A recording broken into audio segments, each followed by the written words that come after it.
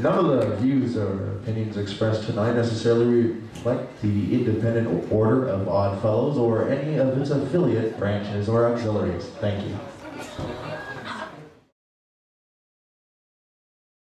Let us welcome Dr. Philo Drummond, Master of the Church of the SubGenius. Dr. Drummond.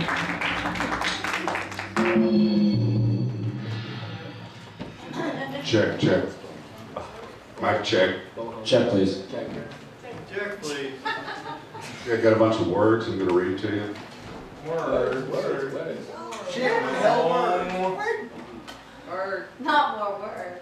Yes. Some of these words are kind of salty, I have to admit. Bullshit. He So, can stand the push of your salty words. if you have a problem with, you know, foul language or Shit on that. saying the F word, you may want to How leave bad now, Damn. or forever hold your peace. Can't be that. Piece of what? Yes, you can. Go Piece that of back. pie. Ladies and gentlemen, Dr. Philo Drummond. Hello, I'm Philo Drummond. Some of you may know me. I'm a religious cult leader. I'm one of the two original co-founders of the Church of the SubGenius and co-author of the various books of the SubGenius, as well as the vault keeper of the sacred, unscanned Virgin Dobbs head. Not that one. So now I'm going to read you something else I co-wrote besides that little section I just wrote and read to you about me. But this is the part that contains the salty language. This is, was a little background. This was done by, his name is Boys Will Be Boys. And it was written by me and Ivan Stang and Sterno Keckhaver back when we were just little tiny kids. We were on our way to the airport and we didn't have anything to talk about. So we thought this little poetic epiphany here, and hopefully you will understand the progression of the frop enhancement as the reading goes on. Boys Will Be Boys. Chapter 1, The Mooney Problem. Once upon a time, when the Mooneys were fixing him his 4 sliders, Philo accidentally shat his pants when he farted what he thought was a completely gaseous fart. Ignorantly, the Mooneys continued to fix him his 4 sliders into infinity. Using secret techniques developed by Lepetame, Philo maneuvered the material back up into his own anal passage, thereby storing it to further ferment, somehow allowing him the opportunity to fuck it when it would be totally ready. While he was vigorously disenfranchising a pile of rejected anal fissure tissue and making a big deal out of wearing his new garments, Philo deduced that banking his own anal squat droppings was the most prudent and economically stabilizing move he could make in the current financial crisis. So while half-heartedly fucking the aforementioned piles of rejected anal tissue, as Wanda was eating their fuck in the next county over, there was, after all, plenty of fuck to eat. So they decided to pass on the sliders for the time being, continually being proffered, much to the Mooney's chagrin, as the loudspeaker rang out, "We fuck at their shit."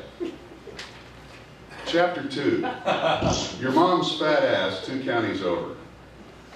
While contemptuously eating their fuck, he, Philo, and Wanda's illegitimate bastard son dreamed in vain of someday fucking the shit out of an entire squat-dropping pie festival. But after half-heartedly pie-fucking the neglected squat droppings, the anal fissure rejection tissues just didn't seem to be worth a damn to him anymore. Meanwhile, his mom continued endlessly ringing that damn doorbell, relentlessly striving to get him to sell some more Avon products, while he was fucking the bucket full of rejected anal tissues if possible. After all, she was whipping the fuck out of the act of eating their collective fuck. Later, Philo shat at the woman next to him in line at the fuckery about eating her fuck later on that evening. "Oh, don't worry, we have an ample supply of toiletries for those hard-to-reach areas," he assured her. That night at the office, Philo continued to soak his butt in the bucket of anal fissure tissues while weaving a belly-button-length sweater, and without the slightest twinge of remorse, he re-decided to again eat his own fuck. He still had no idea his mom and or Wanda was eating their fuck in the next county over. In fact, to get the most for his slack pucks, he would indeed have to re-eat the reshat fuck pie. And since he had already re-eaten the fuck and was more than satiated with fuck, he murmured, "We fuck on their shit," as he farted shit with his dick.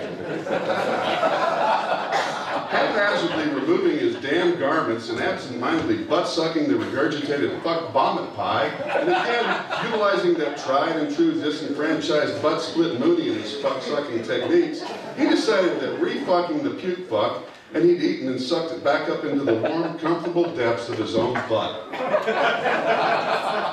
After regurgitating the fuck, eating it, and defecating on it again, not necessarily in that order, he elected to take another nap, but not alongside a random homeless guy in P-Bear himself, still carrying his smelly barrel of decayed cast-off dicks, also formerly used to fuck buckets of anal fissure tissue. Seemingly undisturbed, he nevertheless ate the whole barrel of dicks. Chapter 6, Disenfranchising the Rejected Anal Fissure Tissue. Suddenly, he remembered he'd run completely out of garments. Not to be dismayed, Philo absent-mindedly made a mental note to himself. After gathering up enough belly button lint to make a sweater, Philo elected instead to make a big old pair of shit pants. After he devoured the entire quantity of fuck that he'd been eating that day, he resumed methodically fucking the rejected necrotic anal fissure tissues until he picked the fuck back onto his own dick, and gazing dreamily into a pool of lap fuck vomit, he was struck with the realization he could simply re-eat the hideous aforementioned piles with a straw while simultaneously re-fucking it then. After strenuously fucking the regurgitated fuck, the fuck decided to re-eat itself, thus reintroducing the fuck back into its own alimentary canal. Care maggot, vomit ultrasaurus, junior butt pain, and nose hair dwarf had just joined in on the fucking when Philo realized it was time to butt suck the anus excreted fuck that had already re-vomited back up onto his dick, butt dicking the regurgitated shit, and utilizing a dis-and-peed butt-split Scientologist in his merciless fuck-sucking techniques, he unflinchingly refucked the dick shit back that he'd so valiantly eaten and sucked back up into his own nipple. After vomiting up the pee, a blessed respite from his travails, re-eating it and post-felching it again, he decided to take a nap.